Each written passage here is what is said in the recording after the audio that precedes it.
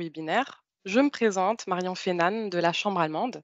Je vais m'occuper de la modération de ce webinaire qui a été organisé par la Chambre allemande avec l'intervention de M. Mohamed Yousfi de la société LMM International Consulting qui prendra la parole d'ici quelques instants. Donc, nous allons parler aujourd'hui de la réalisation d'un bilan carbone ainsi que du lancement du processus de décarbonation. Avant de commencer, quelques mots sur le déroulement du webinaire. Donc, je vous invite tous à désactiver vos micros et à désactiver vos caméras pour ne pas perturber le déroulement de ce webinaire. D'ici quelques instants, nous allons passer à l'intervention de M. Mohamed Yousfi et nous passerons ensuite à une session de questions-réponses. Donc, si vous souhaitez poser une question ou faire part d'un commentaire, le chat est à votre disposition. Je lirai vos questions à voix haute après l'intervention de M. Yousfi pour qu'il puisse y répondre. Voilà, donc je laisse à présent la parole à M. Mohamed Yousfi. Monsieur Yousfi, je vous invite à réactiver votre micro. J'ai été obligée de le désactiver pour des raisons de paramétrage. Donc, je vous invite juste à le réactiver. Et la parole est à vous. Voilà. On vous entend. Très bien. Alors, tout d'abord, bonjour à toutes et à tous. Et ça me fait grand plaisir d'animer ce webinaire qui sera sur la réalisation du bilan carbone et comment lancer un processus de décarbonation. Bien sûr, ce webinaire est préparé, bien sûr, conçu en collaboration avec notre partenaire, la Chambre allemande de commerce, la HK. Première des choses, permettez-moi de vous dire bienvenue à toutes et à tous. Et ça nous fait grand plaisir d'assister avec nous à ce webinaire et surtout, les inscrits dépassent 200 personnes et actuellement, nous sommes 72 personnes connectées. Donc, ça nous fait grand plaisir et je répète, bienvenue à toutes et à tous. Bien sûr, le sujet de notre webinaire sera comment réaliser un bilan carbone et lancer la décarbonation. Le bilan carbone aujourd'hui, c'est un sujet d'actualité. C'est un sujet que nous discutons beaucoup avec nos collègues pour trouver la démarche pertinente et surtout ne pas s'arrêter au bilan carbone, c'est aller vers le lancement de la décarbonation. Avant d'aller plus loin, permettez-moi de me présenter. Alors, je m'appelle Mohamed Yousfi. J'ai une formation de doctorat à l'Université Paris 11 et une thèse à l'École polytechnique de Paris. Bien sûr, avant de faire le doctorat, j'ai fait un DEA à Paris 6 et bien sûr, depuis peu, un master expert coach de l'école Hassania de Casablanca. Actuellement, je suis vice-président de la commission qualité du club des dirigeants CDD et bien sûr, ma casquette, je dirais technique, je suis formateur, auditeur, consultant dans les domaines qualité, sécurité, environnement, énergie, mais aussi bilan carbone et empreinte carbone. Et je gère le cabinet de conseil LMM International Consulting. Le programme qu'on a préparé, c'est comme suit. Tout d'abord, une introduction sur le développement. Aujourd'hui, je dirais à l'échelle nationale, voire à l'échelle internationale, on vit le développement sur plusieurs niveaux. On va voir son impact sur le changement climatique et les gaz à effet de serre. Ensuite, nous allons parler du Maroc. Quel défi pour le Maroc, ce changement climatique? Surtout, la taxe carbone est entrée en vigueur depuis début octobre et bien sûr, le paiement de cette taxe aura lieu début janvier 2026. Tout ça, c'est pour parler ensuite du bilan carbone et bien sûr le plan d'action qui va suivre le bilan carbone, ce qu'on appelle la décarbonation. Et bien sûr, est-ce qu'il y a un financement pour cela? La réponse est oui et on va voir, bien sûr, et à la fin, une conclusion. Tout d'abord, la première question que je voulais poser, c'est quoi le développement? Aujourd'hui, si on cherche la réponse sur cette question, on trouve plusieurs définitions. On trouve les définitions sur le développement durable, sur l'amélioration, sur l'évolution, sur la croissance, je dirais, côté humain, croissance du côté économique, etc., etc. Ce développement-là, malheureusement, Il y a le côté, heureusement, c'est que on a, par exemple, à Kazan, une belle ville, les lumières, les bâtiments et tout ça, c'est le côté positif. Voilà. L'augmentation de la population, les investissements, côté télécommunications, tourisme international, tout ça, ça avance dans le sens, je dirais, positif. Malheureusement, il y a d'autres choses qui avancent dans le sens négatif. La pauvreté, comme vous voyez, les décès dus à un assainissement, je dirais, insuffisant, la mortalité, etc., etc.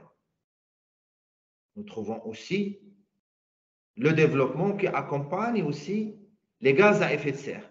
Vous voyez ici, par exemple, la quantité de dioxyde de carbone, la quantité de méthane, la quantité de protoxyde d'azote. Donc, tous ces éléments-là évoluent dans le sens positif. Les gaz à effet de serre, malheureusement, ils ont une conséquence néfaste sur l'environnement. Et là, je l'explique à travers ce schéma-là. Tout d'abord, c'est quoi l'effet de serre? C'est que lorsqu'on reçoit des rayons solaires qui sont en partie réfléchis par l'atmosphère, mais une partie qui rentre vers le sol, surtout les rayons infrarouges. Ces rayons infrarouges, au lieu d'être réfléchis et sortir, je dirais, de l'atmosphère, sont réfléchis pour revenir vers le sol. Et c'est ça qui fait l'effet de serre, c'est ça qui cause l'augmentation de la température. Donc, on l'appelle effet de serre. C'est comme le cerf ou comme les serres qu'on trouve dans le domaine agricole. C'est pour cette raison on l'appelle gaz à effet de serre. C'est un gaz qui cause le réchauffement climatique. Et là, une autre présentation pour illustrer toujours les gaz à effet de serre. Et les gaz à effet de serre, maintenant, c'est officiel, c'est validé par le protocole de Kyoto et sont au nombre de 6. Comme vous voyez, c'est le CO2, le méthane CH4, l'oxyde nitreux N2O, et puis vous avez les autres produits qui sont les hydrocarbures, je dirais perfluorés ou fluorés, etc. Où vous trouvez le fluor. Exemple ici, HFC, PFC ou SF6. Donc, ils sont au nombre de 6. Et ça, gaz à effet de serre, il provient d'une combustion particulière. Par exemple, le CO2, il provient de la combustion d'énergie fossile, les éruptions volcaniques, etc., etc. Le méthane provient aussi d'un autre processus. Et je vous laisse le soin de voir le reste. Donc, vous voyez ce développement, cette évolution, malheureusement, est accompagnée par des gaz à effet de serre, des gaz qui causent le réchauffement climatique. Donc, on parle de bilan carbone aujourd'hui. Pourtant, il y a différents gaz, le méthane, etc., etc. Pourquoi aujourd'hui on parle de bilan carbone? Parce qu'on on a trouvé un lien entre le carbone qui se trouve dans le CO2 avec les autres gaz. Par exemple, le méthane, il est 28 fois plus fort, ou je dirais qu'il y a un potentiel de réchauffement global plus fort que le CO2. Le méthane, 28 fois. Le protoxyde d'azote, à peu près 300 fois. Le PF4, à peu près 7400 fois, etc., etc. Donc, vous voyez, les scientifiques, ils ont trouvé cette formule pour trouver le lien entre l'effet de CO2 et l'effet des autres gaz à effet de serre, ce qu'on appelle le potentiel de réchauffement global. Vous allez me dire, très bien, on a compris ça, mais quelles conséquences maintenant? La conséquence, c'est qu'aujourd'hui, on trouve des températures exceptionnelles, je dirais à l'échelle internationale. Vous voyez, à Séville, on n'a jamais vécu 42,2.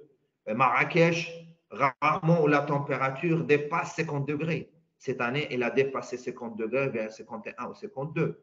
Et je vous laisse le soin de voir des autres températures, 37, 46, 50, 51, etc., etc.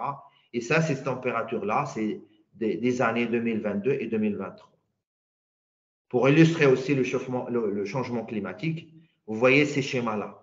Vous voyez tout d'abord les glaces et les neiges qu'on trouve peut-être pas. Et là, vous trouvez, s'il vous plaît, si vous pouvez éteindre le micro, merci beaucoup. Donc, vous voyez ici, on commence à voir je dirais, le sol qui est vraiment séché. On trouve la neige qui fond, les ouragans, etc., etc., etc. Donc, vraiment, il y a un changement notable. Pour le Maroc, toujours, quel défi pour le Maroc? Tout d'abord, pour le Maroc, aujourd'hui, on vit un stress hydrique. Et selon l'ONU, le Maroc est déjà considéré un stress hydrique avec seulement 500 mètres cubes d'eau potable par habitant et par an, contre 2500 mètres cubes en 1960. Donc, vous voyez la conséquence pour le Maroc. Et lorsque je parle de ça, je parle de tout le Maroc, toutes les régions, hein. Nous sommes tous touchés. Et ça, par exemple, vous voyez une note pour appeler, je dirais, ça émane du ministère de l'Intérieur, pour appeler les industriels, la population, etc., pour plus d'économie d'énergie, plus d'économie d'eau. Et là, vous voyez, l'objet, c'est la gestion du stress hydrique. Ça, c'est une autre conséquence pour le Maroc. Voilà, vous voyez ces photos-là. Et le Maroc déjà est engagé à réduire ses émissions de gaz à effet de serre de 45,5% d'ici 2030. Et ça, c'est l'accord de Paris. Bien sûr, maintenant, il appartient à l'entreprise marocaine de connaître son bilan carbone, de connaître ses émissions et bien sûr de passer à la réduction de ces émissions-là en passant par la décarbonation. L'autre point que je voulais ajouter, c'est que cet accord de Paris contient plusieurs articles et donc chaque pays s'engage sur une réduction. Donc le Maroc s'engage, la France, les États-Unis, etc., etc. Et là, vous voyez, je vous présente ici les engagements de chaque pays. La Chine, 60% d'ici 2030, les États-Unis vers 50% d'ici 2025, le Maroc, comme j'ai dit, 45,5% d'ici 2030. Voilà, donc ça, c'est une valeur qui a été mise à jour en juin 2021, parce que l'engagement initial du Maroc était 42,5. Maintenant, il est mis à jour avec les investissements, je dirais, réels, actuels aujourd'hui. L'engagement du Maroc est à 45,5%. Et donc maintenant, le Maroc possède, ce qu'on appelle un plan climat national, où il y a plusieurs actions, soit, je dirais, l'énergie éolienne, solaire et tout ça, donc plusieurs actions pertinentes. Et là, vous voyez les différents piliers: asseoir une gouvernance climatique renforcée, renforcer la résilience face aux risques climatiques, accélérer la transition, etc., etc. Là aussi, quelques projets: décarbonation de l'énergie et la réussite de la transition énergétique, le parc éolien, l'extension des centrales thermosolaires donc, vous voyez une capacité de 10 gigawatts jusqu'à 2030. Bien sûr, d'autres actions. Ça, c'est pour montrer que pour le Maroc, c'est un engagement clair et c'est un engagement pertinent pour réduire les gaz à effet de serre. Quel défi pour l'entreprise marocaine, avant de parler bilan carbone? Tout d'abord, on n'a pas d'excuse à partir du moment où il y a un cadre normatif. Aujourd'hui, les normes qui nous expliquent comment faire le bilan carbone, comment faire l'empreinte carbone, comment faire les calculs, les postes, les scopes, etc., il n'y a pas d'excuse. On a ce qu'il faut. On a les normes internationales, ISO 14064-1-2. On a la norme 14064-3, la norme 14067, et chaque norme nous permet ou nous guide pour mettre en place un certain nombre d'actions. Par exemple, pour faire le bilan carbone, c'est la norme 14064-1. Ça permet de concevoir, développer des inventaires de gaz à effet de serre. Voilà. 67, c'est pour l'empreinte carbone. C'est lorsqu'on fait un zoom sur le produit. Okay? Le bilan carbone, lorsqu'on fait un zoom sur l'entreprise, mais je veux revenir là-dessus. OK? Et bien sûr, il y a d'autres normes comme la 14064, ça contient les exigences pour les organismes de validation et de vérification du bilan carbone, parce que comme vous le savez, de point de vue bilan carbone, on ne parle pas de certification. Ce n'est pas comme 9001 ou 14001 ou 45001. On parle de certification. Le bilan carbone, on parle de vérification. Donc, on a besoin de vérificateurs, bien sûr, qualifiés, compétents, qui viennent vérifier le bilan carbone lorsqu'il est élaboré par l'entreprise. OK? Il y a aussi la norme 14066. C'est une norme qui contient les exigences de compétences pour les équipes de validation ou les équipes de vérification. Donc, si c'est 65, c'est valable pour les organismes de vérification. 66, c'est valable pour les vérificateurs, pour donner les compétences des vérificateurs, comment ils doivent être, leur expérience, etc., etc., etc. OK? Donc, à mon avis, de point de vue norme, il y a tout ce qu'il faut pour aider l'entreprise marocaine et pour aider toutes les entreprises d'aller vers l'avant pour réaliser un bilan carbone et pour engager les actions nécessaires. N'oublions pas qu'il y a la taxe carbone, ce qu'on appelle le MACF. Le MACF, ce n'est rien d'autre que le mécanisme d'ajustement carbone aux frontières. Voilà. Il consiste à appliquer un prix, une taxe aux produits importés aux États-Unis en fonction de leur contenu en carbone. OK? Cette taxe carbone est entrée en vigueur depuis début octobre 2023, est entrée en vigueur par les déclarations.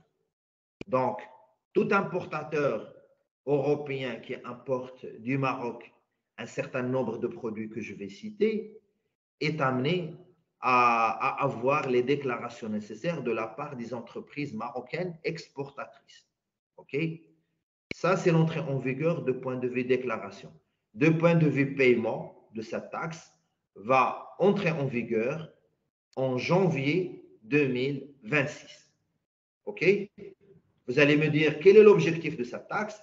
Cette taxe vise donc à mettre sur un pied d'égalité les producteurs de l'Union européenne et les producteurs tiers, ce qui nous intéresse, le producteur marocain. Bien sûr, cette taxe s'applique pour les importateurs, mais les importateurs travaillent avec des exportateurs. Donc, certainement, il y aura des répercussions sur nos exportateurs marocains.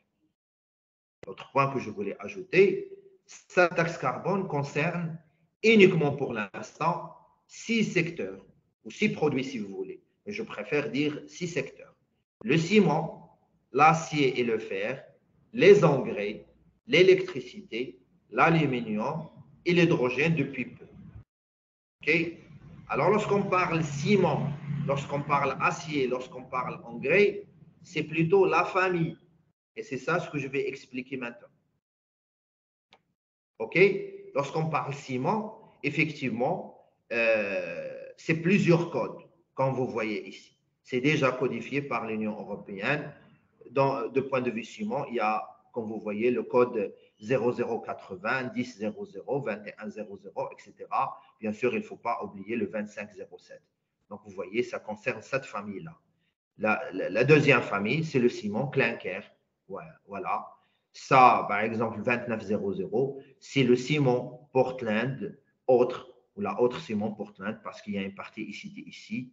Voilà. Et je vous laisse le soin de voir le reste. Lorsqu'on parle engrais, la même chose. C'est toute la famille, ou plutôt plusieurs familles, plusieurs codes. C'est comme le code des douanes. Hein. Et pourquoi il y a une taxe carbone qu'on paye pour ces produits-là? Parce qu'il y a des gaz à effet de serre dégagés par la production de ces produits-là. Vous voyez CO2, CO2, CO2, CO2, N2, etc., N2O, etc., etc. OK? Donc, lorsqu'on parle, s'il vous plaît, secteur, c'est plutôt une famille de produits. L'autre famille, la famille des aciers, vous voyez plusieurs codes. Par exemple, ici, le ferro-silicone et d'autres. Ferro, niobium, donc une autre famille. L'aluminium aussi, voilà. Et vous trouvez l'hydrogène ici. Donc, un seul code pour l'aluminium, pour l'hydrogène. OK? Alors, quel est le planning prévisionnel de cette taxe carbone? Je l'ai dit tout à l'heure. La période de transition, c'est-à-dire la période de déclaration, il faut déclarer votre empreinte carbone depuis début octobre 2023 au 31 décembre 2025. Donc là, il n'y a que les déclarations avec votre importateur. Lorsque la date du 1er janvier 2026 va rentrer en vigueur, je dirais, cette date va arriver à échéance, à ce moment-là, il faut, un, déclarer, et deux, il faut payer. Donc, il faut payer cette taxe-là. OK? Donc, ça, c'est le planning prévisionnel. Bien sûr, ça, c'est le planning qui s'étale depuis 2023 jusqu'à 2027. Bien sûr, 2023, c'est le début de discussion, c'est le règlement qui a été mis en place. 2024, c'est l'avancement. 2025, c'est les discussions, le partage, etc., etc. Et 2026, c'est le paiement. Et bien sûr, 2027, il faut continuer le paiement. Et je pense qu'il y aura d'autres produits, d'autres secteurs qui seront concernés par cette taxe. Aujourd'hui, il y a 6, mais demain, on peut imaginer 7, 8, 9, etc., etc. Donc, il faut se préparer, à mon avis, pour les autres secteurs. Voilà. Ça, c'est un petit peu le to-do list de l'importateur. Donc, avant d'importer, avant de contacter un exportateur marocain, il doit vérifier tout ça. Il doit s'inscrire, l'importateur européen doit s'inscrire sur la plateforme MACF à partir du 1er octobre 2023. Il va calculer ses émissions, importer et établir le rapport MACF avant le 31 janvier 2024. Puis, tous les trimestres, donc vous voyez la précision, tous les trimestres, corriger sa déclaration avant le 31 juillet 2024 si effectivement il y a des erreurs, il y a des rectifications, il y a des finalisations, collecter les pièces justificatives et déposer sa candidature en tant que déclarant MACF, ok? Et tout ce travail-là, il se fait en étroite collaboration avec l'exportateur marocain. Bien sûr, là, je vous laisse le soin de voir le reste. Acheter suffisamment de certificats MACF pour vérifier les conditions de stock minimum avant le 31 mars 2026, déposer sa déclaration MACF vérifiée, etc., etc. Donc, vous voyez tout un travail qu'il faut le préparer. Mais à mon avis, pour l'entreprise marocaine, c'est seulement doit être à jour au niveau de son bilan carbone. Alors, vous allez me dire, depuis tout à l'heure, on parle bilan carbone. C'est quoi, qu'est-ce que c'est, comment on fait, etc., etc. Donc, tout d'abord, pourquoi calculer le bilan carbone? On a parlé de la taxe, mais pas seulement. Tout d'abord, c'est comprendre comment réduire ses émissions de gaz à effet de serre, développer ses compétences. C'est un travail qui se fait normalement en interne, peut se faire avec un consultant, avec un expert, etc., etc. Mais déjà, il y a une compétence qui va s'installer. La partie communication interne et externe, répondre à une réglementation future potentielle, faire des économies, parce que c'est ça ce qu'on veut. Hein. Si on calcule le bilan carbone, c'est pour faire des économies sur un certain nombre de consommables, vous allez voir. Et puis anticiper les changements sectoriels et innover. Ça fait innovation, ça fait d'aller vers je dirais, l'économie d'énergie, vers le changer, au lieu de travailler toujours avec l'énergie fossile, travailler avec l'éolien, travailler avec le solaire, etc., etc. Donc, pour moi, ça fait aussi une innovation. Donc, ça, c'est pour calculer. Maintenant, qu'est-ce que c'est un bilan carbone? Le bilan carbone, ce n'est rien d'autre que sigma, l'ensemble des émissions de gaz à effet de serre que j'ai citées depuis tout à l'heure, émis directement et indirectement par une organisation sur une période donnée, et typiquement une année. OK? Donc, c'est l'ensemble des émissions de gaz à effet de serre émis directement et indirectement par une société, par un cabinet, par un hôpital, par une université, sur une période donnée, mais généralement, la période, c'est une année. OK? Donc, je commence par expliquer un certain nombre d'aspects. Donc, pour les émissions de gaz à effet de serre, il ne s'agit pas uniquement de se concentrer uniquement sur le CO2, pas uniquement sur le méthane, pas uniquement sur le SF6. Non, c'est l'ensemble des émissions de gaz à effet de serre. OK? Avec la formule qu'on a utilisée tout à l'heure. Imaginons que j'ai un gaz à effet de serre qui s'appelle le méthane. Donc, c'est 28 fois le CO2. OK? Donc, c'est ça le calcul à faire.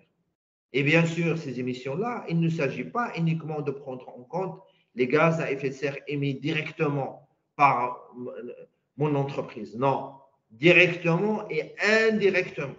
C'est-à-dire un visiteur qui vient me rendre visite, il faut que je prenne en compte les gaz à effet de serre, je dirais le gaz à effet de serre causé par ce déplacement-là, par cette visite-là. OK? Et tout à l'heure, je vais vous parler des scopes et des postes. OK? Lorsqu'on parle d'organisation, bien sûr, il s'agit d'une entreprise, d'une administration, d'une association, d'un projet, d'un événement, d'une région, d'un territoire. OK? Donc, comme vous voyez, d'un territoire aussi. Je peux calculer le bilan carbone de la région de Kazan, de la région de Settat, Marrakech, et j'en passe. Et lorsqu'il s'agit du bilan carbone d'un produit, on l'appelle empreinte carbone produit parce qu'on va se baser sur l'ACV, l'analyse du cycle de vie du produit. OK? Donc déjà, il y a une différence entre bilan carbone, ça concerne l'entreprise, l'empreinte carbone, ça concerne le produit. Autre point que je voulais ajouter, comment faire un bilan carbone? Tout d'abord, il y a un certain nombre d'étapes. Il ne s'agit pas de démarrer, je dirais, un jour et dire aujourd'hui, je vais calculer mon bilan carbone. Non, ça ne se passe pas comme ça. Non, c'est une démarche, c'est un processus que je propose. Il est composé par 6 étapes. Tout d'abord, il faut définir le chef de projet. Il faut définir un leader du projet. Il faut définir quelqu'un qui va coordonner, quelqu'un qui s'y connaît, ou bien s'il est formé, c'est tant mieux. Choisir si le bilan carbone sera réalisé en interne ou via un prestataire. Mais quel que soit le cas, il faut, un moment, il faut le faire. Définir l'année de référence du bilan carbone. Il ne s'agit pas de prendre une année au hasard. Non, il faut choisir une année parmi les dernières années. Mais une année normale, pas une année Covid. Une année Covid où il y a très peu de déplacements, très peu de production, etc. Son bilan carbone va être faible, va être modeste. OK? Définir le périmètre opérationnel et organisationnel. Tout ça, c'est la base. Choisir la méthode avec laquelle vous allez réaliser le bilan carbone. Quelle méthode, quel outil? Sensibiliser les collaborateurs, collecter les différentes données au sein de la société. Si on fait ça, l'étape 1 et 2, le reste, à mon avis, ça va être très facile parce qu'il suffit de calculer. Et tout à l'heure, je vais vous donner la formule de calcul.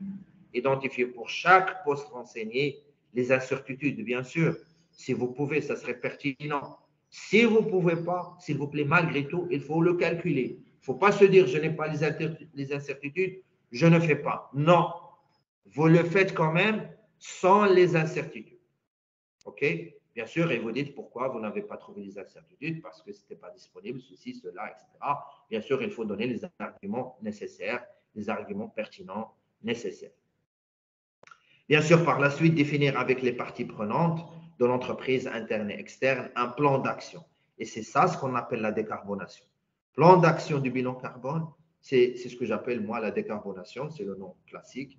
Et bien sûr, par la suite, il faut publier, communiquer pour que vous soyez une locomotive pour les autres entreprises marocaines. Voilà, un point pertinent que je voulais vous expliquer parce que je l'ai cité ici, définir le périmètre opérationnel organisationnel. Ça, c'est primordial. Comme ça, vous allez faire le calcul au niveau de ce périmètre-là. Le périmètre organisationnel, ce n'est rien d'autre que le périmètre dans lequel vous posez la question, quelles sont les structures de l'organisation qui seront prises en compte? Quelle entité, quelle filiale, quel siège, etc., etc., etc. Sachant que vous êtes libre, par exemple, de prendre en compte, à un moment donné, le temps de prendre en compte l'ensemble, uniquement le siège, ou bien uniquement des filiales, ou uniquement un site ou deux. Je connais des grands groupes qui ont démarré par quelques sites, quitte par la suite à l'étendre sur l'ensemble des sites, ou l'ensemble du siège et des sites. Donc ça, c'est le périmètre organisationnel. Donc il s'agit de vous poser la question, quelle structure de l'organisation je vais prendre en compte maintenant pour démarrer? Et puis, L'autre question, le périmètre opérationnel. Il s'agit ici d'identifier les différentes sources d'émissions de gaz à effet de serre. J'ai le CO2, j'ai le méthane, j'ai ceci, j'ai la climatisation, etc., etc., etc. Et bien sûr, ce point-là, il est lié au scope. Est-ce que c'est clair? Donc, vous voyez, le chef de projet. Ça c'est stratégique. On a besoin d'un leader, pas un suiveur qui va gérer le bilan carbone. Le bilan carbone est très sérieux. Le bilan carbone, à mon avis, ce n'est pas très compliqué, mais on a besoin d'un meneur d'hommes qui va faire ce projet. Il se peut qu'il soit en interne, il n'y a pas de souci. Il se peut que vous faites appel à un prestataire, un consultant, un expert externe. Donc, il n'y a pas. Les deux voies sont possibles. Donc, vous allez me dire, bah, très bien, on a compris ça. Maintenant, comment on va calculer? Alors là, je vais vous proposer une seule formule. Les émissions de gaz à effet de serre en tonnes équivalent CO2 égale facteur d'émission. Ça, c'est une donnée qu'on vous donne, que l'expert vous donne ou qu'il y a une base de données qui vous donne, etc., fois les données de votre entreprise ou bien les données de votre unité. OK? Par exemple, il y a un four que vous utilisez qui consomme le fioul. Donc, les émissions de gaz à effet de serre dues au fioul, c'est le facteur d'émission du fioul fois la consommation que vous avez consommée durant cette année. Donc, n'oublions pas, le bilan carbone, je parle de l'année. Je ne parle pas du mois, je ne parle pas de la semaine, etc. Vous pouvez le calculer chaque mois, etc. Il n'y a pas de souci si vous trouvez la formule pertinente. D'ailleurs, j'ai travaillé avec des partenaires qui le recalculent chaque mois. Mais le bilan carbone, c'est le total de l'année. OK? Donc, les données, il faut avoir les données de l'année. Donc, bien sûr, ça dépend. Est-ce que c'est des achats de matières premières, production, fabrication, etc., etc. Mais la formule demeure la même. Toujours facteur d'émission fois les données fois la quantité. OK? Alors, ici, on a trois scopes. On a le scope 1, le scope 2, le scope 3. Tout à l'heure, j'ai parlé du périmètre organisationnel. C'est bien ça, vous suivez. Voilà. Périmètre organisationnel et périmètre opérationnel. Et au niveau du périmètre opérationnel, j'ai parlé de scope. J'ai parlé de source d'émission. Donc là, il y a trois scopes. Et les scopes sont comme suit. Scope 1, scope 2, scope 3. Clair? Le scope 1, ça constitue les émissions directes. Donc, le scope 1 correspond aux émissions directement liées à l'activité de votre entreprise. OK? Celles résultant du processus de production des produits de l'entreprise, ce sont les gaz à effet de serre émis sur le site de production, par exemple, les combustions, les gaz réfrigérants, par exemple, de climatisation ou autre. Est-ce que c'est clair? Donc là, scope 1, les émissions directes. Scope 2, les émissions indirectes liées à la consommation d'énergie. Donc, ce n'est pas direct, c'est indirect. OK? Tout à l'heure, je vais vous donner un exemple. Le scope 3, ce sont, où là, ça est constitué par les autres émissions indirectes liées au cycle de vie de produits. Tout à l'heure aussi, je vais vous donner quelques postes. Donc là, c'est juste pour introduire le sujet. Vous allez me dire, ce n'est pas encore clair. Petit à petit, on va comprendre. Donc, scope 1, donc déjà, vous avez 5 postes. Le scope 2, vous avez 2 postes, 6 et 7. Le scope 3, vous avez 16 postes. Ça fait au total 23. Est-ce que c'est clair? Donc, pour le scope 1 et le poste 1, ça constitue les émissions directes, sources fixes de combustion.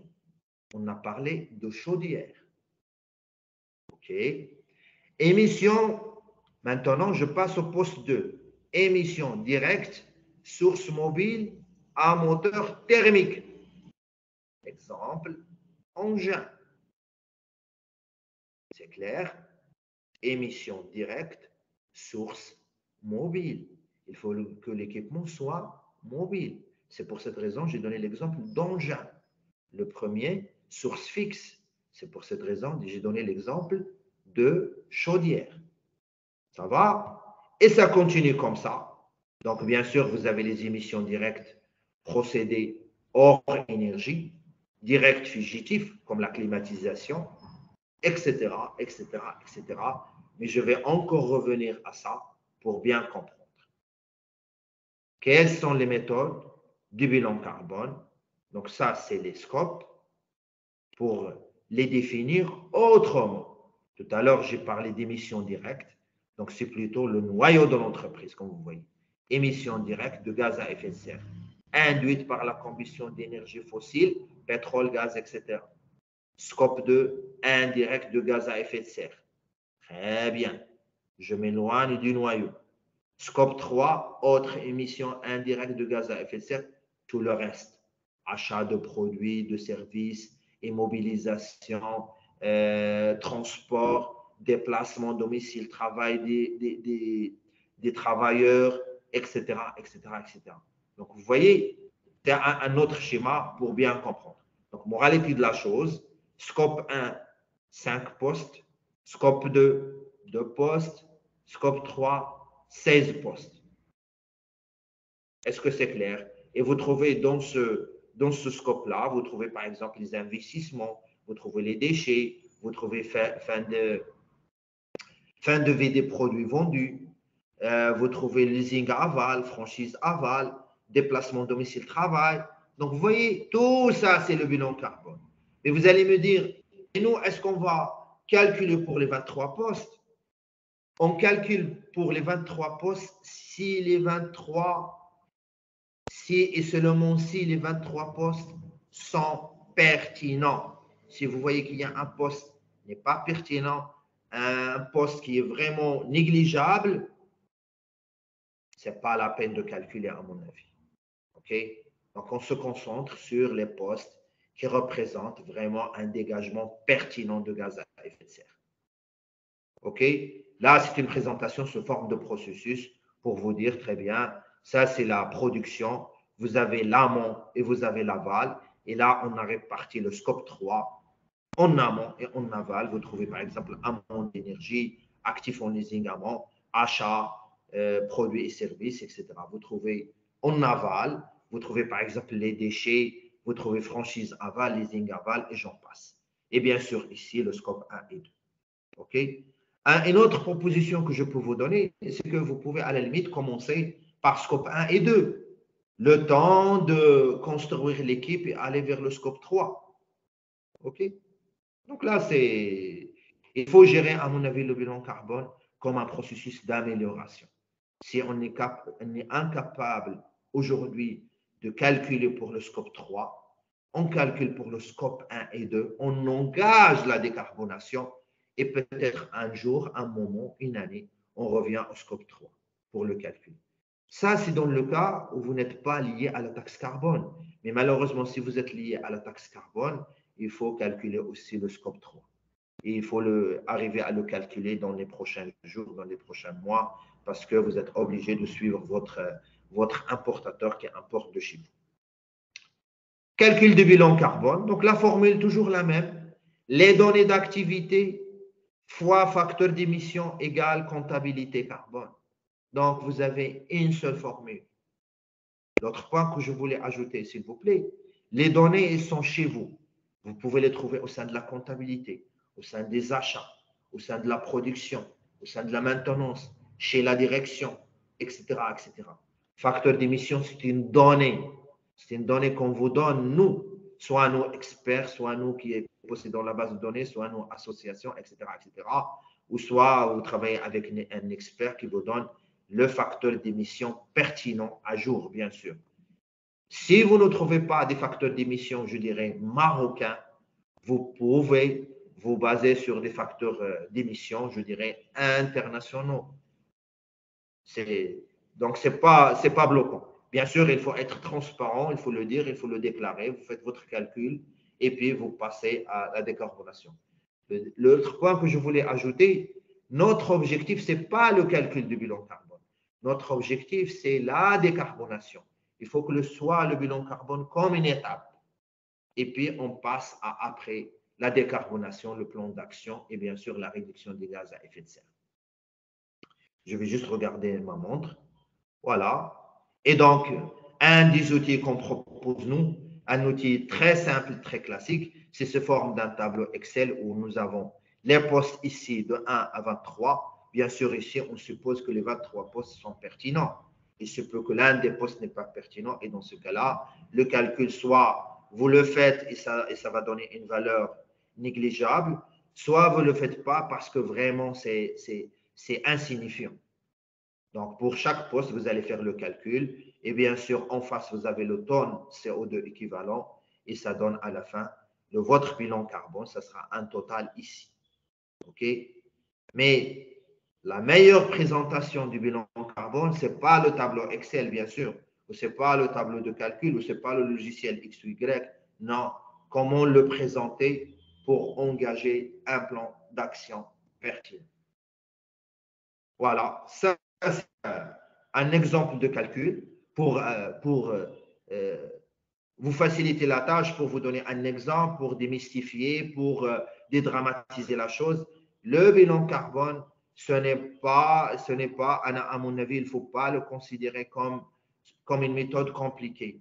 Une méthode qui demande des réflexions, une méthode qui demande la collaboration de tous, une méthode qu'on doit la préparer, qu'on doit trouver des données, qu'on doit trouver des facteurs d'émission. Ça, c'est vrai des difficultés.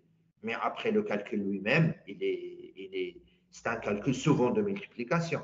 Exemple ici, vous avez des données, vous avez facteur d'émission, donc on a fait la multiplication, on a trouvé une valeur ici, par exemple 1303 tonnes de CO2 équivalent, ici 192 tonnes CO2 équivalent. Donc, le total bilan carbone pour ces deux postes-là, postes 1 et 3, c'est 1495 tonnes CO2 équivalent.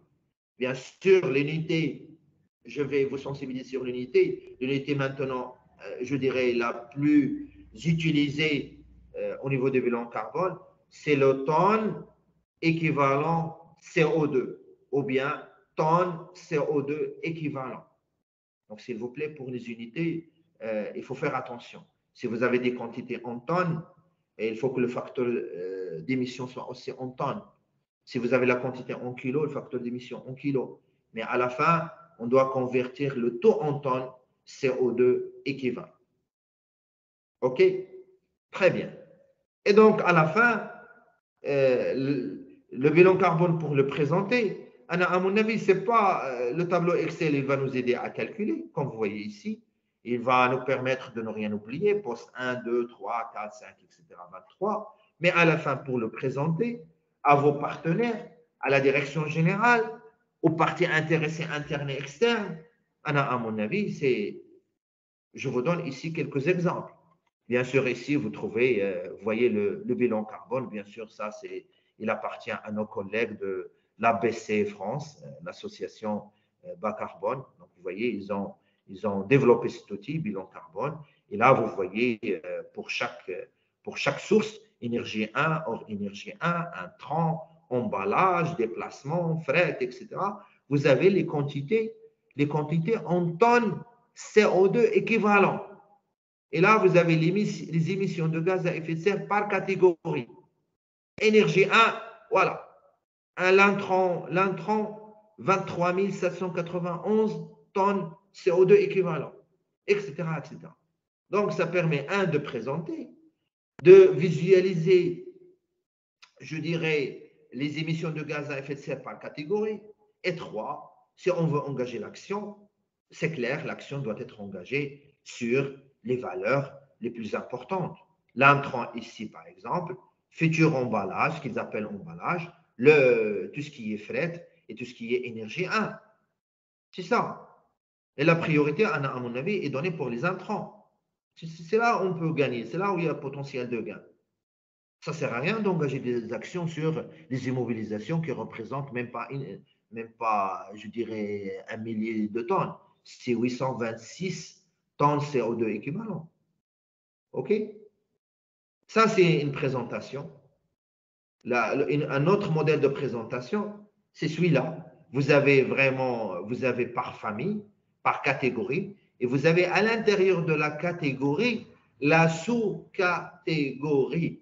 Par exemple, matière première, vous avez la valeur ici qui représente à peu près 700 tonnes équivalent CO2, et vous avez par famille, le service représente X%, l'emballage, consommable, etc., etc.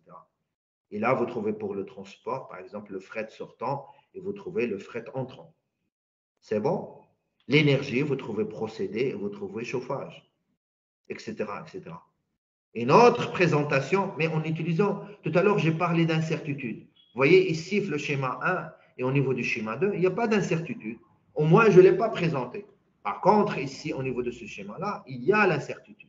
Vous voyez, par exemple, les matières premières représentent cette valeur-là, mais qui va de 2500 tonnes CO2 équivalent à 3000, à peu près 3200, 3250 ou 3100 tonnes CO2 équivalent. Vous voyez? Mais l'action aussi, là aussi, c'est clair. L'action, ça se voit qu'il faut l'engager sur les matières premières. Ici, se forme de camembert. Vous trouvez la valeur supérieure qui est de 61%, qui appartient aux matières premières. Voilà, l'énergie à peu près 9% et le fret, par exemple, 12%. Et je vous laisse le soin de voir le reste. Donc, vous voyez, le bilan carbone, c'est celui-là. Donc, on a parlé des gaz à effet de serre, on a parlé de la méthode de calcul, on a parlé des scopes et des postes, et on a parlé à la fin de la présentation du bilan carbone. Donc ça, je dirais, de point de vue du bilan carbone, arriver à le calculer, arriver à le présenter de cette façon-là, à mon avis, l'objectif est atteint. OK? Vous allez me dire, il se peut, ah oui, on a oublié ceci, on n'a pas pris en compte cela, on n'a pas su faire ceci, cela, etc., etc. À mon avis, il faut foncer. Et il faut faire une première version. Par la suite, vous pouvez demander la vérification, etc., etc.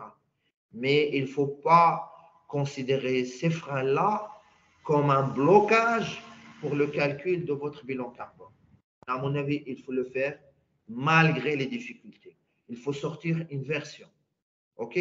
Par la suite, vous pouvez l'améliorer et c'est ça l'amélioration continue. Donc, si vous arrivez à cette étape, à mon avis, vous avez fait la grande partie de la mission.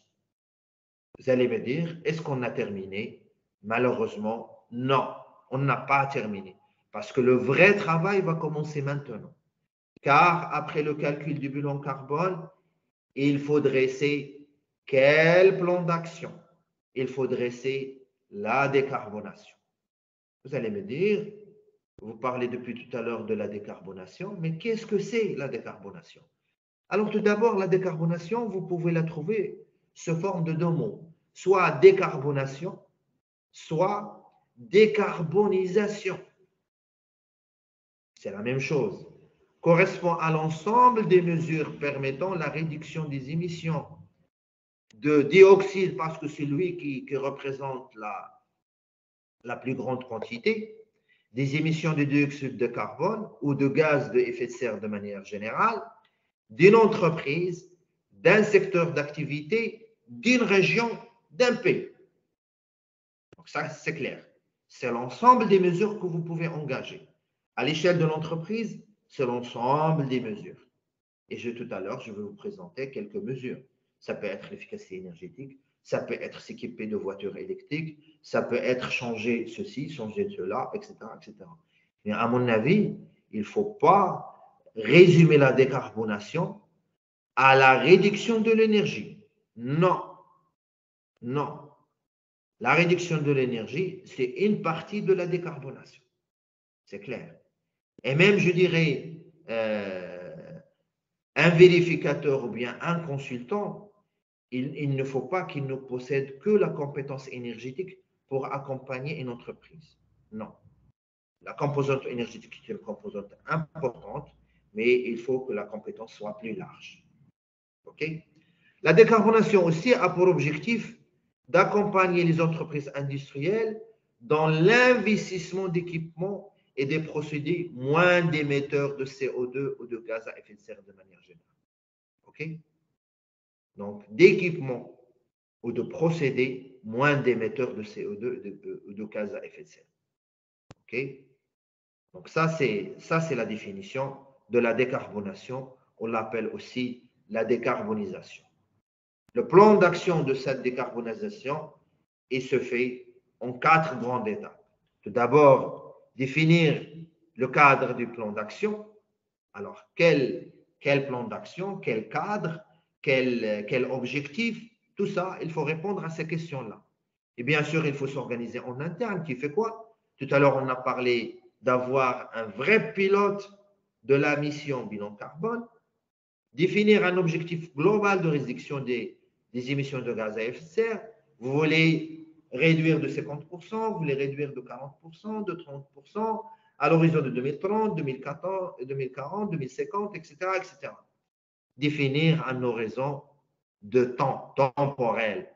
C'est-à-dire, vous voulez atteindre un objectif, par exemple, de zéro émission de gaz à effet de serre, à quelle date? Peut-être 2030, peut-être 2040, 2050, et j'en passe. Deuxième étape, construire un plan d'action. Il faut monter un comité de pilotage du plan d'action, identifier les actions de réduction des émissions de gaz à effet de serre, définir et pondérer les critères, etc., etc., etc.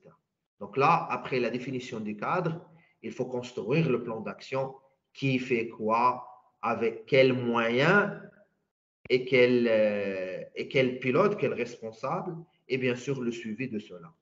Mettre en œuvre le plan d'action, il faut bien sûr valider le financement, mais aujourd'hui, on n'a pas d'excuse parce qu'il y a des financements concernant le bilan carbone, concernant la décarbonation. Il faut communiquer le plan d'action à l'ensemble des services, des directions, des partenaires, pour que vous soyez une locomotive pour les autres entreprises, pour que vous soyez une locomotive pour les autres services internes, pour les autres directions internes. Et bien sûr, le dernier point au niveau de l'étape 3, définir et mettre en place un processus de suivi du plan d'action avec un outil de pilotage associé. Quel outil nous allons mettre en place? Le plus important, ce n'est pas avoir un outil sophistiqué, mais avoir un outil pertinent pour votre entreprise. Suivi du plan d'action. Donc, on a fixé le cadre du plan d'action, on a construit le plan d'action, on a mis en œuvre le plan d'action et il faut le suivi.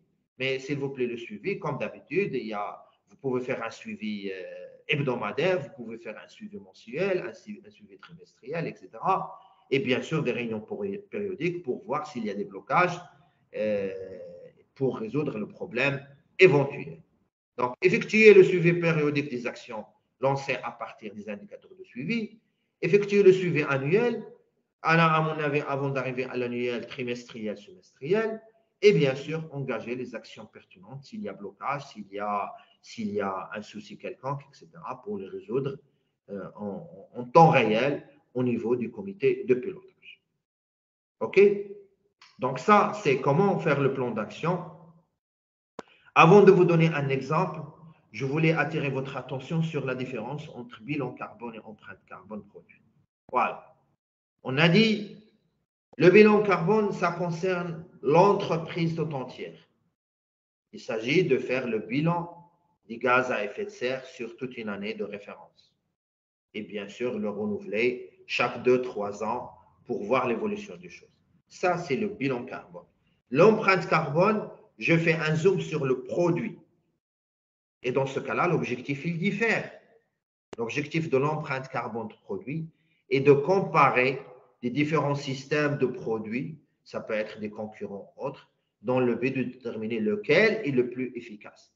Par exemple, je peux comparer deux lessives grâce à leur empreinte carbone produit. Deux produits, deux ciments, deux vêtements, deux costumes, etc., etc., etc., dans l'objectif de déterminer lequel des deux est les plus éco-efficaces. Ça peut être comparer un système de produits, comparer ce système, je dirais, papier ou sécher les mains à l'aide de sèche-mains. Quel est le mécanisme, quel est le processus, quel est le produit qui est plus éco-efficace? Il s'agit de passer par l'empreinte carbone produit. Au lieu de le faire, le bilan carbone à l'échelle de l'entreprise, on le fait, on zoome sur le produit. Donc, quelle consommation, quel rejet, quelle fin de vie, etc. Uniquement pour ce produit. Et donc là, par exemple, on peut comparer, et ça c'est la grande discussion, une voiture électrique avec une voiture thermique. Voilà. Donc on est transparent. Là, on regarde les différentes phases ici, les différentes phases là, etc. Mais dans la globalité, le total ici pour une voiture électrique, ça c'est un travail qui est fait en 2012. 9 tonnes CO2 équivalent pour la voiture thermique, 22 tonnes CO2 équivalent. OK? Et là, bien sûr, on a zoomé sur un certain nombre d'étapes. Voilà. OK? Donc, on a parlé bilan carbone, empreinte carbone, décarbonation. Là, euh, quelques exemples de décarbonation. Quelques exemples. Donc là, vous pouvez avoir un tableau qui ressemble à celui-là, où il y a la stratégie, où il y a les actions, où il y a le responsable, où il y a les délais, où il y a les moyens, le budget, etc., etc. Par exemple, ici, on peut substituer les matières premières moins émetteurs de CO2. Nommer une équipe de recherche, trouver les fournisseurs, etc.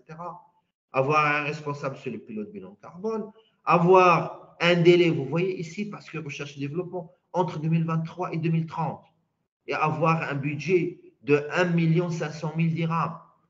Et vous avez le reste, remplacé par des matières recyclées, les produits achetés par des matières recyclées, par exemple pneus échiquetés, des huiles usagées, et j'en passe, etc. Trouver d'autres fournisseurs, effectuer les premiers achats, là, 1 million et quelques. Euh, Respect de l'environnement, faire une formation, sensibilisation sur le climat, c'est une action de décarbonation. L'efficacité énergétique, c'est une action. Investissement au niveau des actions bas carbone comme acheter des voitures électriques, voilà, c'est une action.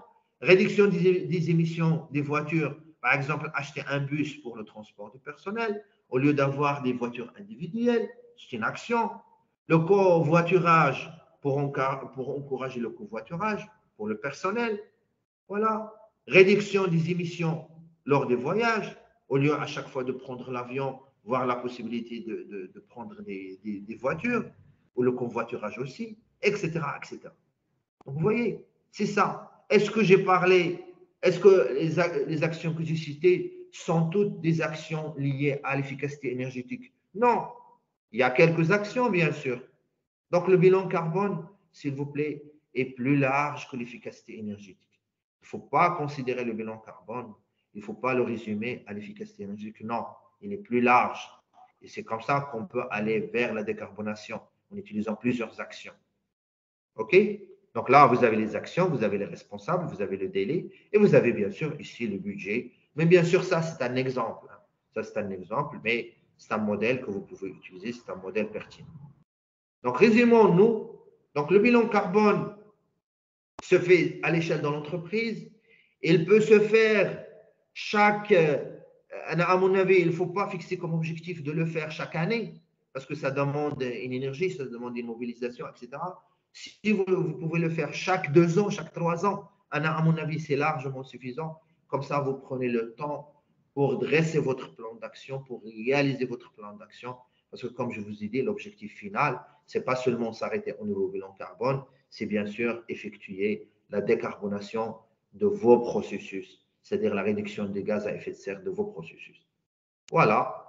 Financement, est-ce qu'il y a des financements pour ça? La réponse est oui, il y a des financements pour ça. Par exemple, là, vous voyez, pour Maroc PME, il y a tatoué croissance verte. Il finance la réalisation du bilan carbone, il finance des actions liées à la décarbonation. Vous avez Green Invest, ça aussi. Vous avez Cap Bleu, ça aussi. Vous avez Green Economy Financial Facility, vous avez Green Value Chain, GVC, etc., etc. Ces financements-là, s'il vous plaît, ils ont bien sûr, chaque financement, il a une procédure spécifique, il donne des valeurs, il donne une somme différente, etc., etc. Mais à mon avis, si vous souhaitez ces financements-là, vous prenez contact, vous avez la possibilité de prendre contact avec Maroc PME qui se trouve à Rabat, et bien sûr, les banques, toutes les banques, ils le font. OK? Bien sûr, ils vont vous demander le projet, de quoi s'agit-il, qu'est-ce que vous comptez faire, etc., etc., etc. Les investissements éligibles, vous allez me dire, bah, très bien, moi je suis une banque, moi je suis une assurance, moi je fabrique le textile, moi je fabrique l'alimentaire, moi je fabrique ceci, est-ce que je suis éligible? Bah, la réponse est comme suit, hein. Les secteurs d'activité éligibles, l'industrie, l'hôtellerie, l'agriculture, les opérateurs du secteur de l'eau, logistique et tout ce qui est tertiaire, tout ce qui est tertiaire de service. Voilà. Donc, vous voyez, à mon avis, tous les secteurs sont là-dedans. Il y a pas un secteur exclu, d'après ce que je vois ici. Vous êtes une industrie, n'importe quelle industrie. Vous êtes un hôtel, 3 étoiles, 4 étoiles, 5 étoiles, etc. Vous êtes là-dedans. L'agriculture moyenne, secteur de l'eau, logistique, etc., etc. Donc ça, c'est les secteurs d'activité éligibles. Quelles sont les catégories? C'est-à-dire la décarbonation liée à quelle catégorie? Bâtiment durable. Vous voulez travailler sur les bâtiments durables. C'est-à-dire peut-être trouver un nouveau produit, je ne sais pas, vous voulez investir en achetant un nouveau ciment, etc. Je ne sais pas. Bâtiments durables, les énergies renouvelables, l'efficacité énergétique, la dépollution industrielle, par exemple, faire une STEP, station de traitement des eaux polluées, ça rentre. L'efficacité hydrique, je ne sais pas, vous voulez faire au niveau du domaine de l'agriculture, vous voulez faire le goutte à goutte, ça rentre là-dedans. L'efficacité des matières et des déchets, la gestion durable des terres, etc., etc. Donc, vous voyez, donc on n'a pas d'excuse pour dire très bien, je n'ai pas trouvé le financement, ou bien la banque n'a pas accepté, ou là je ne connais pas telle banque, etc. Non, à mon avis, les financements sont là. Le Maroc est engagé de réduire ses émissions de gaz à effet de serre à hauteur de, comme j'ai dit tout à l'heure, 45,5% d'ici 2030. Donc voilà, on a les financements nécessaires, on a les banques nécessaires qui vont vous accompagner, vous aider de point de vue financement. Il y a aussi Maroc PME qui peut aussi financer même les études et tout ça. Alors voilà, pour terminer, je voulais vous dire quand même, nous aussi, on propose des actions d'accompagnement, de formation, de vérification du bilan empreinte carbone. S'il y a un besoin, bien sûr, nous sommes à votre écoute. Et bien sûr, une autre action de formation qu'on va faire avec nos partenaires, la HK, c'est une formation sur le bilan carbone détaillé qui va durer 2 jours, fin novembre 2023. Et bien sûr, on va communiquer sur les dates. Le dernier point que je voulais ajouter, et comme ça je vous donne la parole pour poser les questions, le bilan carbone, c'est très sérieux, il devient une nécessité à mon avis. Ce n'est pas un luxe, le bilan carbone. Peut-être il était un luxe à un certain moment, lorsqu'il n'y avait pas, je dirais, de problème climatique. Mais aujourd'hui, le bilan carbone, la décarbonation devient une nécessité, pas un luxe, pour entamer une démarche de décarbonation pertinente. Et c'est ça ce qu'il faut, à mon avis. Donc, nous devons aujourd'hui, pas demain, aujourd'hui, mettre la main dans la main pour aller vers ça. Pour aller, avant de parler, mais à mon avis, avant de parler de décarbonation, on parle tout d'abord de bilan carbone. Quel diagnostic, quel état des lieux, quel bilan des gaz à effet de serre je dégage au niveau de mon processus. Comme ça, je peux engager un plan d'action pertinent, je peux engager une décarbonation qui va être, je dirais, efficace et pertinente pour mon processus, pour ma société. Donc, à la fin, je tiens à vous remercier vivement de votre sens d'écoute. Vous êtes venus nombreux. Les inscrits étaient plus que 200, les participants plus que, je crois, vers 150. Donc, ça nous fait grand plaisir et nous sommes honorés par votre présence. Je tiens à remercier vivement notre partenaire qui nous a accompagnés depuis le début, la HK, et surtout Madame Fenan qui nous a accompagnés, qui nous a encouragés pour aller vers l'avant et bien sûr former, présenter, animer plusieurs sujets sur le bilan carbone. Donc, un grand merci à tout le monde, à nos partenaires, aux participants. Et bien sûr, je rends la parole à Madame Fenan et je vous rends la parole à vous, chers participants, pour poser vos questions. Bien sûr, si on arrive à répondre à toutes les questions, c'est avec plaisir. Si on n'arrive pas à répondre à toutes les questions, bien sûr, moi, je suis engagé pour vous répondre dans un délai avant la fin de cette semaine. Voilà, Madame Fenan, je vous rends la parole. Merci beaucoup, Monsieur Yousfi. Donc, merci pour cette intervention qui était très riche en informations. Donc, comme indiqué au début du webinaire, nous allons maintenant passer à une partie de questions-réponses. Donc, il y a déjà eu quelques questions qui ont été posées dans le chat, certaines ont été répondues, mais d'autres, voilà, je vais en poser certaines tout de suite. Alors, la première question, donc on a vu la formule pour la comptabilité carbone. Comment définir les facteurs d'émission, Monsieur Yousfi? Oui, parfait. C'est une très bonne question, Madame Fennan, et je tiens à remercier le participant qui a posé cette question. Les facteurs d'émission, s'il vous plaît, on les détermine pas. C'est une donnée. C'est une donnée. Par exemple, nous, les entreprises avec qui on travaille, lorsqu'ils veulent calculer leurs émissions, ils ont besoin d'un facteur d'émission, ils nous contactent. Et nous avons une base de données et on lui donne le facteur d'émission. Donc, c'est une donnée parce que c'est des calculs qui se font très compliqués par les experts, par les bases de données, etc. Donc, c'est une donnée. Bien sûr, ce qu'il faut qu'on donne, nous, à nos partenaires, le facteur d'émission qui est vraiment adapté pour le Maroc et qui est à jour. Comme ça, on trouve un calcul pertinent. Voilà. Mhm. Ok, très Donc, bien, c'est une merci donnée, beaucoup. pas un calcul, pas une détermination. Bien sûr, ce facteur d'émission, il est mis à jour chaque période. C'est-à-dire, par exemple, pour le facteur d'émission de l'électricité au Maroc, puisqu'il y a plus d'éolien, plus de solaire, etc., il faut qu'il soit mis à jour chaque 4-5 ans. Voilà. Très bien, merci beaucoup. Une autre question, donc au niveau du périmètre organisationnel, quelle est la différence entre l'approche par capital et l'approche contrôle? Vous aviez sur une de vos slides. Ouais. Ouais, moi, ce que je propose pour, je dirais, le périmètre organisationnel, c'est démarrer doucement. C'est-à-dire, moi, j'ai un siège au niveau de mon capital, j'ai le siège et j'ai les sites. Peut-être, si j'ai les moyens et j'ai l'équipe pour calculer le bilan carbone, je prends en compte l'ensemble du capital. Capital, je prends le siège et les sites. Maintenant, si je n'ai pas les moyens, si je n'ai pas le temps, etc., je peux à la limite commencer uniquement par le siège lui-même et aller vers les sites et vice-versa. Donc, le plus important, c'est de commencer et ne pas se dire très bien, tout ce qui est dans mon capital, je vais le prendre en compte.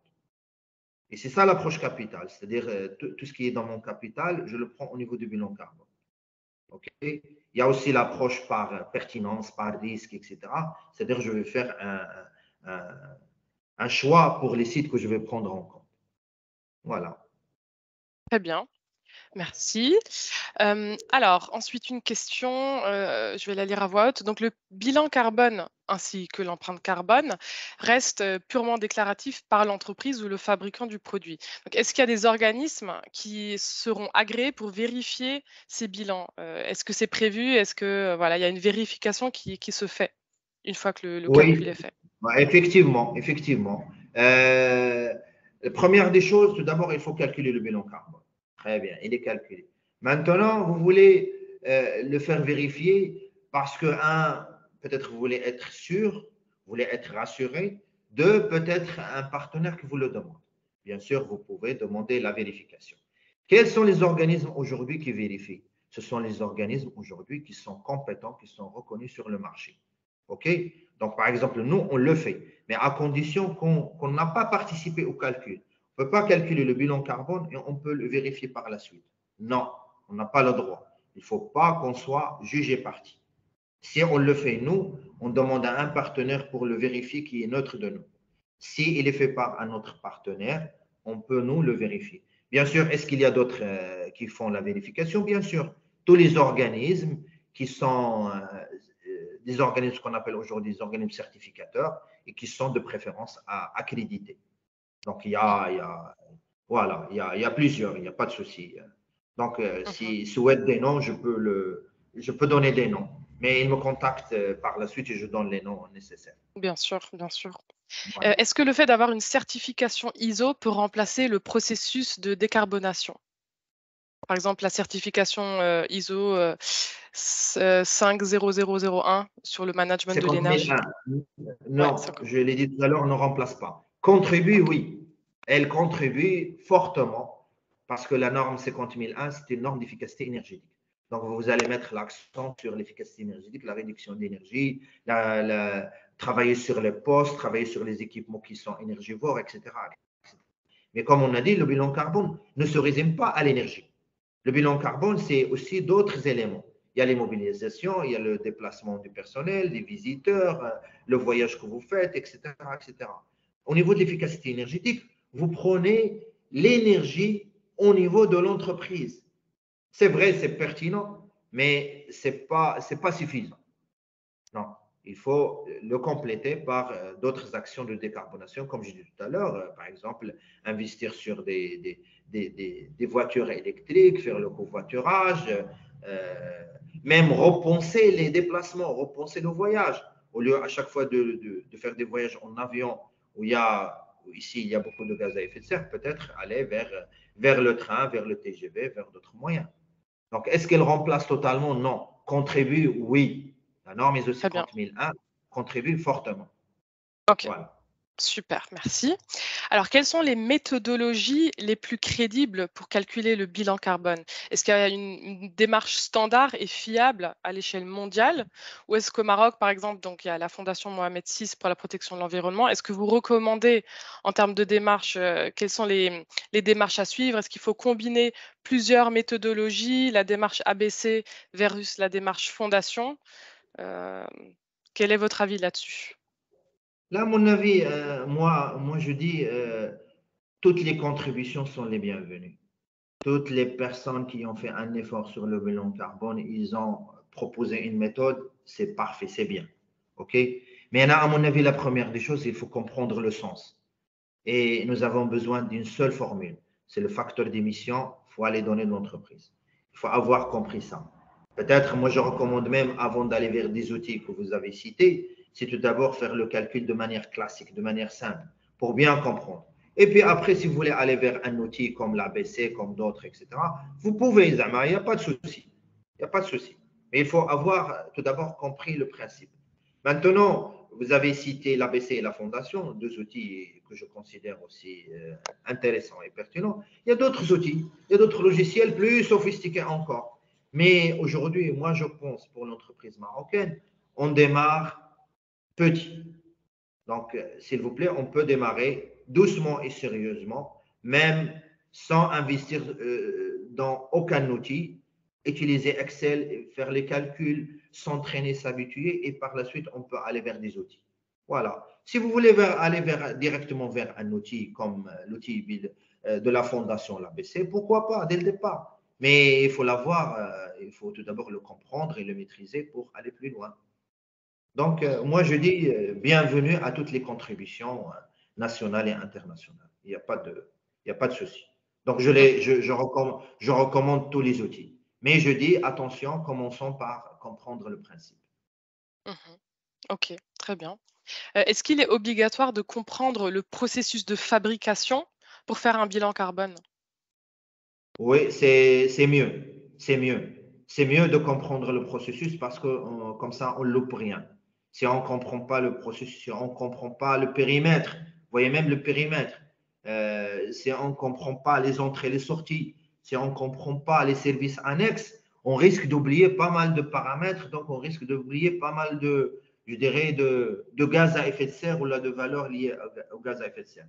Donc la réponse, de préférence, il vaut mieux comprendre le processus. Sinon, être accompagné, c'est-à-dire si vous faites appel à un externe qui ne comprend pas votre processus, il vaut mieux qu'il soit accompagné par un autre qui le comprend bien et qui lui explique, qui lui dit voilà les entrées, les sorties, les quantités, là on utilise le fuel, là on utilise l'électricité, et puis il lui donne tous les paramètres nécessaires. Voilà. Mhm. Ok, Mais s'il très le bien. comprend lui tout seul, lui-même il comprend le processus, c'est encore mieux. C'est encore mieux. Maintenant, Mhm, s'il ne comprend pas, à mon avis, ce n'est pas un frein. Il peut être aidé par quelqu'un qui le comprend et qui le fait comprendre. Voilà. mhm, Comme ça, j'essaye à travers ma réponse d'éviter des éventuels, je dirais, blocages. mhm. Ok. Voilà. Comment est-il possible d'estimer l'empreinte carbone pour des produits digitaux? Une entreprise, Même une digitaux. prestation de oui. Oui, ouais, ouais, même digitaux. Maintenant, il y a des données sur un mail envoyé. Combien il y a de gaz à effet de serre dégagé. Un mail sans pièces jointes, un mail avec pièces jointes, un mail avec Mmh. des photos, un mail avec des vidéos. Maintenant, des études nous donnent tout ça. Donc, pour un Mmh. produit digital ou même un mail ou même, je dirais des actions qui se font à distance, un appel vidéo, des appels vidéo, un webinaire, etc. Maintenant, on arrive à faire le calcul. Mmh. Et il y a des données. Il suffit d'additionner des données. Maintenant, Mmh. est-ce que c'est compliqué? C'est peut-être un peu plus compliqué. Mais aujourd'hui, ça se fait. Ça se fait. OK. Et Voilà. pour les entreprises, de services, est-ce que le processus applicable est le même? Ça se fait de la même façon pour, les prestations de services? Ça se fait adapter à eux. Je vais vous donner un exemple parce que dans le passé, on a été contacté par une assurance. Oui, l'assurance, quel est leur produit? Ils produisent des certificats, ils ont des communications, ils ont des déplacements, ils ont des clients qui les reçoivent, ils livrent des attestations d'assurance. Lorsqu'il y a un accident quelconque, il y a des déclarations et tout ça. Tout ça, il faut le prendre en compte. Donc, ils ont un autre processus différent. Mais il appartient à l'expert, il appartient au vérificateur, etc., de s'adapter à leur processus. Mais aussi, ils ont un autre processus, mais particulier. Chez eux, le produit, ce n'est pas un produit, je dirais, physique. Chez eux, c'est un document élaboré, c'est une communication réalisée, c'est un déplacement, etc. Donc, il faut le prendre en compte de cette façon-là. Donc, c'est un Mmh. processus différent, oui, mais c'est aussi un bilan carbone. Et aujourd'hui, on arrive même à calculer les bilans carbone des banques. Des banques, on compare le bilan carbone, on trouve des choses différentes, etc. Et ça dépend de la banque, ça dépend de l'assurance. Est-ce que ça contient une cantine? Est-ce que c'est telle superficie? Est-ce que c'est contient un certain nombre de climatiseurs? Oui, non. La taille, les visiteurs. Par exemple, aujourd'hui, on arrive à prouver comme quoi les petites banques qui sont à côté des habitations, c'est pertinent parce que ça évite les déplacements des clients. Ça, ça, ça évite le grand déplacement des clients. Par exemple, moi, je suis client d'une banque dans mon quartier. Peut-être je vais aller à pied sans utiliser ma voiture. Voilà. Peut-être ils ont instauré avec moi une méthode de communiquer avec eux sans me déplacer. Donc, on arrive aujourd'hui à prouver comme quoi les banques je dirais, de quartier dégagent moins de CO2 que les banques classiques. Plus on a instauré des applications. Maintenant, on arrive à faire des applications pour faire le virement bancaire en temps réel, pour recevoir l'argent, etc., sans se déplacer. Donc, vous voyez, on arrive à faire ce calcul-là, on arrive à comparer la banque actuelle avec la banque classique. Et on arrive à trouver la différence de point de vue bilan carbone. Mmh. Voilà. Et est-ce que les entreprises, qui n'effectuent pas, leur bilan carbone après 2027, est-ce qu'elles vont être pénalisées? S'ils font partie des 6 secteurs, oui, ils peuvent pas exporter parce qu'il faut qu'ils déclarent leur bilan carbone.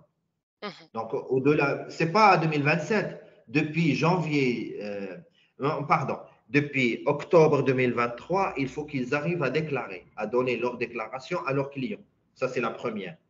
Et puis, depuis début janvier 2026, maintenant, ça commence le paiement. OK?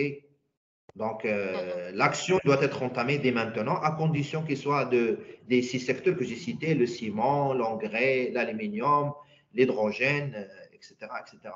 Les Mmh. autres, pas encore. Par exemple, si vous parlez de l'alimentaire, si vous parlez de textile, vous parlez de l'aéronautique, ce n'est pas encore prévu, mais ça va être intégré à mon avis. Mmh. Donc, nous devons nous y mettre tous et toutes. C'est-à-dire, le conseil que je donne, moi, aux entreprises marocaines, il faut qu'elles commencent dès maintenant. Il faut qu'elles commencent peut-être petit et en commençant des petites choses, comprendre le bilan carbone, faire les petits calculs, etc., etc.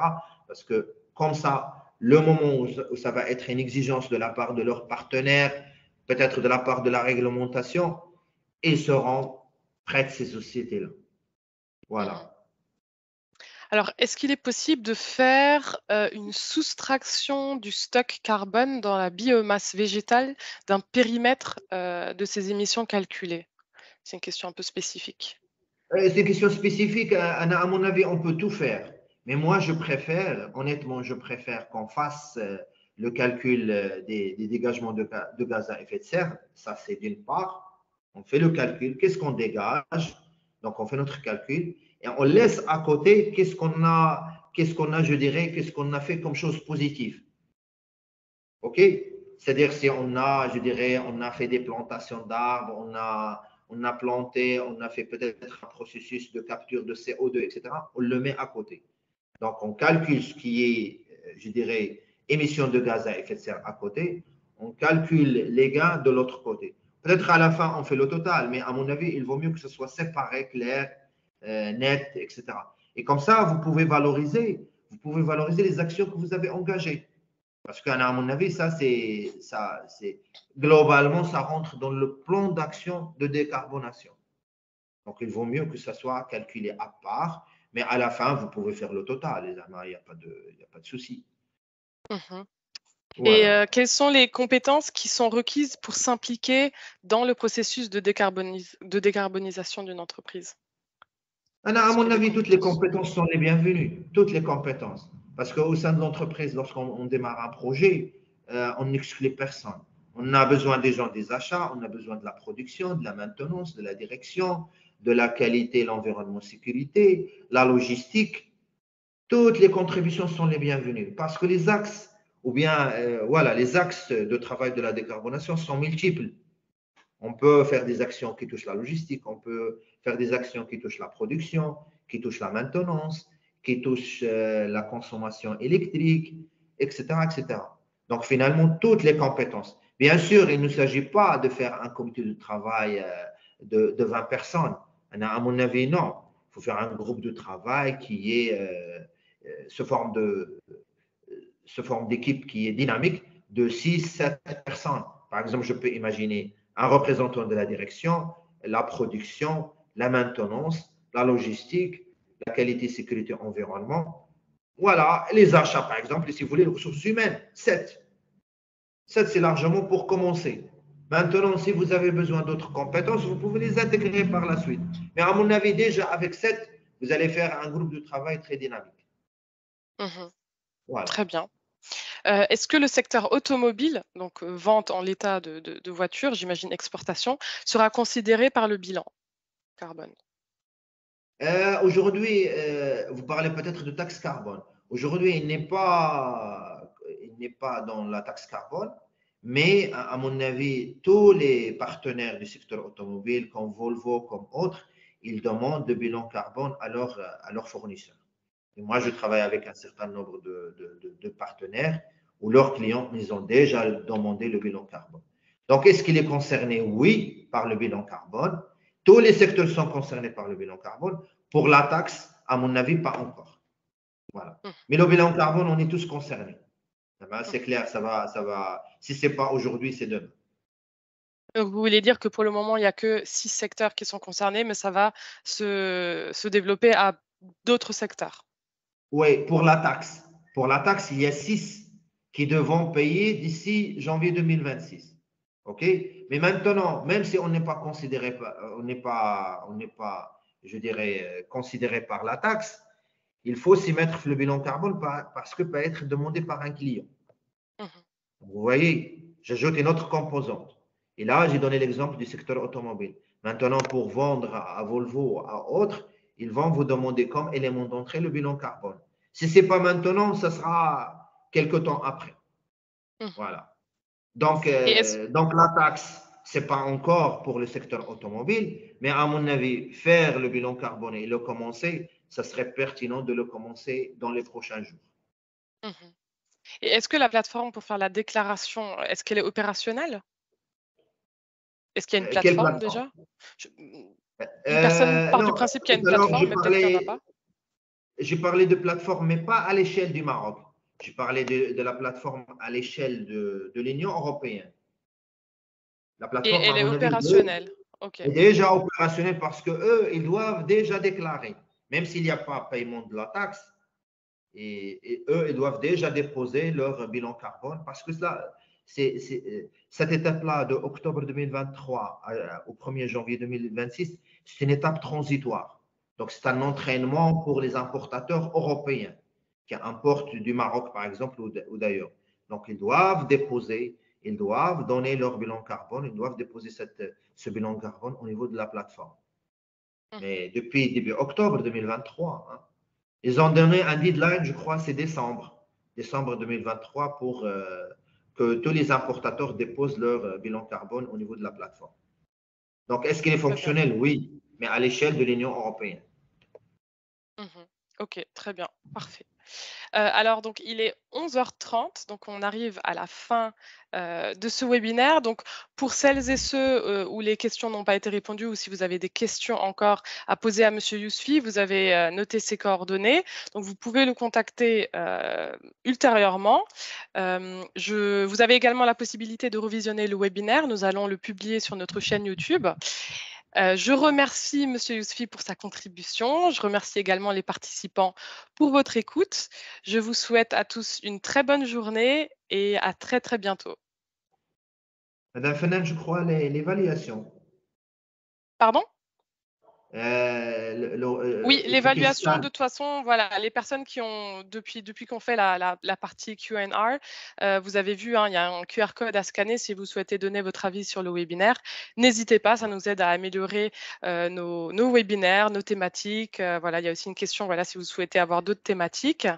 Et également, donc, nous avons organisé l'année dernière avec Monsieur Yousfi 4 sessions de formation sur 3 jours qui se sont déroulées à Mohamedia. Donc, c'est vraiment, voilà, c'est Voilà. intensif. Là, on a fait un webinaire qui s'est réduit en 1 heure 30. Voilà, il y a une formation qui se fait sur 3 jours. Nous allons certainement reproposer une formation dans les prochaines semaines. Donc, nous vous en informerons si ça vous intéresse. Ça vous permettra vraiment de comprendre encore plus dans le détail comment procéder au calcul du bilan carbone et à la décarbonation. Voilà. Avec plaisir, Madame Fenan. Moi aussi, à la fin, je tiens à vous remercier vivement de votre contribution, de votre aide. Je tiens à remercier aussi tous les participants et je dis vive le partenariat à HK avec LMM. Nous sommes très fiers de collaborer avec vous et avec les participants qui sont venus nombreux et nombreuses pour nous écouter. Donc, je ne vais pas vous dire au revoir, je vais vous dire à la prochaine, Inch'Allah. Très, très bien. Donc, si vous avez d'autres questions, contactez-nous par mail. Très bonne journée à tous et à bientôt. À très bientôt, Madame. Au revoir.